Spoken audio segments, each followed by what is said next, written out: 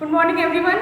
तो हम पढ़ रहे हैं cell cycle and cell division, मतलब हमारी कोशिकाओं में किस तरह से वृद्धि होती है और किस तरह से हम एक कोशिकीय से आज बहुकोशिकीय प्राणी तक हम पहुंच पाए हैं, इसके बारे में आपको पढ़ाया जा रहा है। तो जो सेल साइकिल होती है उसमें दो फेज़ होते हैं, इंटरफेज और क्या होता है, एक होता है एम फेज। तो इंटरफेज में कल मैंने आपको बताया था कि इंटरफेज में 3 अवस्थाएं होती हैं। जीवन फेज, जिसमें कि सारे तरह के सेल ऑर्गेनेल्स का निर्माण होता है, कुछ इंपॉर्टेंट प्रोटीन्स बनती हैं, आरएनए का भी फॉर्मेशन होता है। एस फेज में मैंने आपको क्या बताया था कि इसमें डीएनए का रेप्लिकेशन होता है और कुछ आरएनए का भी इसमें सिंथेसिस होता है। इसके अलावा जो G2 फेज होती है, अब जीवन फेज में जो बचा रह गया है वो G2 फेज में उसका निर्माण हो जाता है। आज आपको पढ़ाने वाले हैं एम फेज, जिसमें कि एक्चुअल में डिवीज़न होता है। तो एम फेज को हम दो भागों में इसको हम बांट के इसकी स्टडी करते हैं। पहला होता है माइटोसिस, जिसका हिंदी नाम होता है समसूत्री विभाजन, और दूसरा होता है मियोसिस, जिसका मतलब होता है अर्धसूत्री विभाजन। आपको मैं एक बात बता दूं, इन ह्यूमंस में, मतलब मनुष्यों में, ये दोनों तरह के विभाजन होते हैं।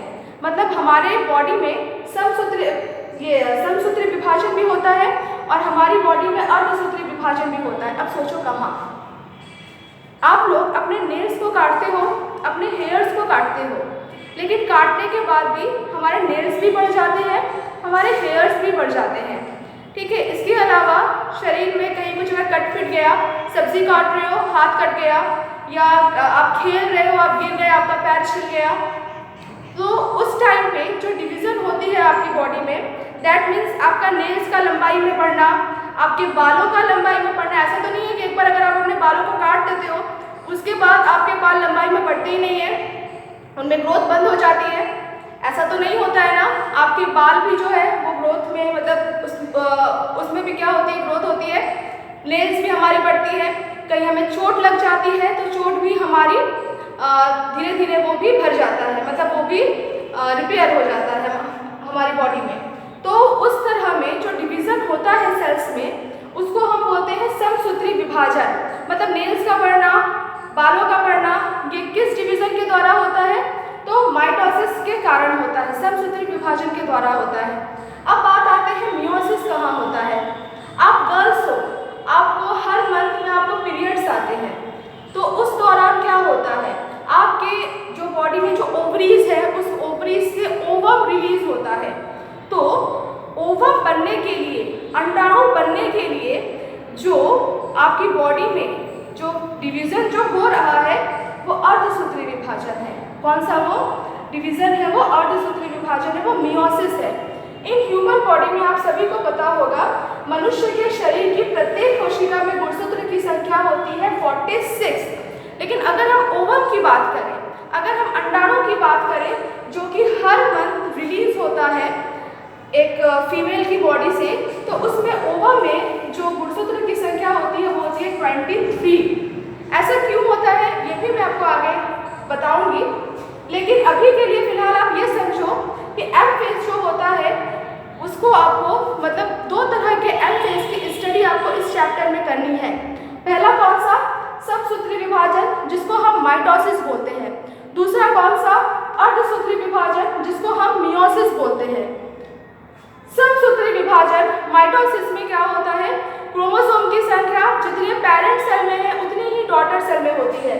फॉर एग्जाम्पल, ये एक पेरेंट सेल है, इसमें डिवीजन हुआ, डिवीजन होकर 2 डॉटर सेल बनी। इसमें अगर 46 नंबर ऑफ क्रोमोसोम है तो इसमें भी 46 और इसमें भी 46 नंबर ऑफ क्रोमोसोम ही रहेंगे, ठीक है। लेकिन अर्धसूत्री विभाजन में क्या हो जाता है, ये मान लो ये एक पेरेंट सेल है, इसमें अगर मियोसिस हुआ, अगर अर्धसूत्री विभाजन हुआ, तो इससे जो सेल्स बनेंगी इसमें क्रोमोसोम की संख्या हाफ हो जाएगी, यानी 23 इस कोशिका में आएंगी और 23 इस कोशिका में आएंगी।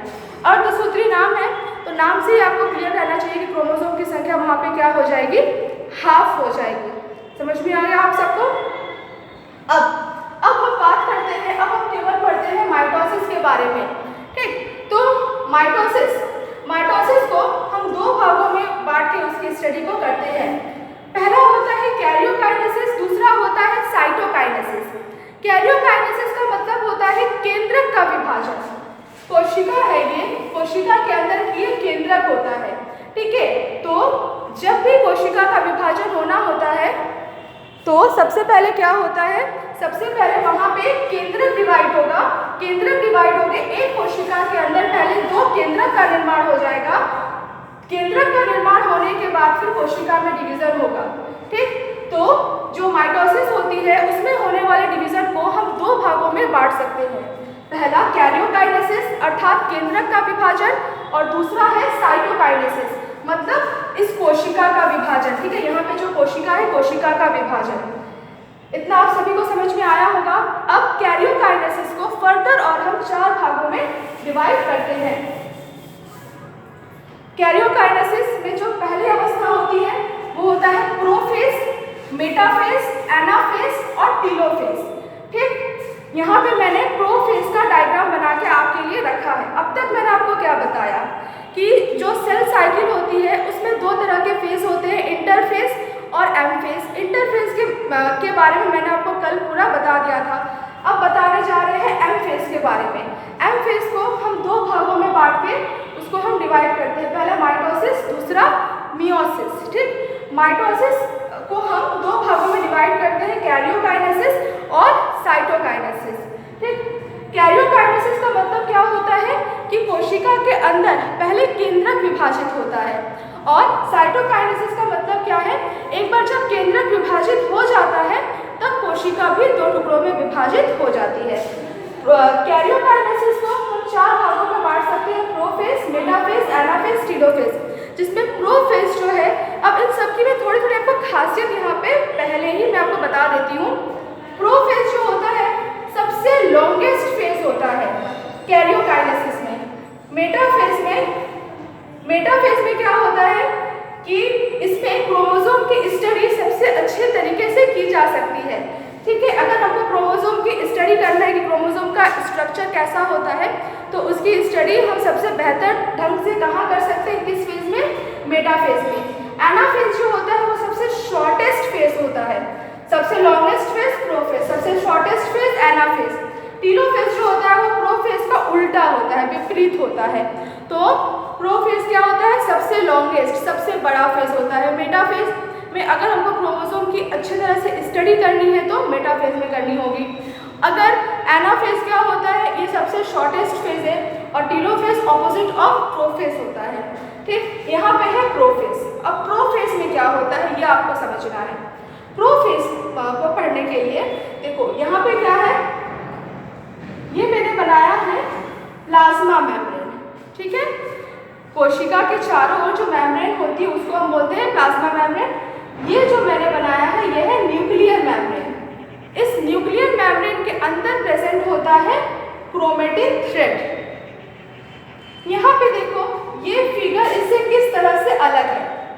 यहाँ पे जो आपकी प्लाज्मा मेम्ब्रेन है वो तो उपस्थित है, लेकिन न्यूक्लियर मेम्ब्रेन जो है वो डिसअपीयर होना शुरू हो गई है। ठीक, और जो यहाँ पे क्रोमोसोम जो पहले क्रोमेटिन जालक के रूप में, क्रोमेटिन थ्रेड के रूप में पहले वो प्रेजेंट थे, अब वो क्या बन गए हैं, अब वो बिल्कुल वो गाढ़े होने लगे हैं, कंडेंस होने लगा है क्रोमेटिन का, और क्रोमेटिन से क्रोमोसोम बनने लगे हैं।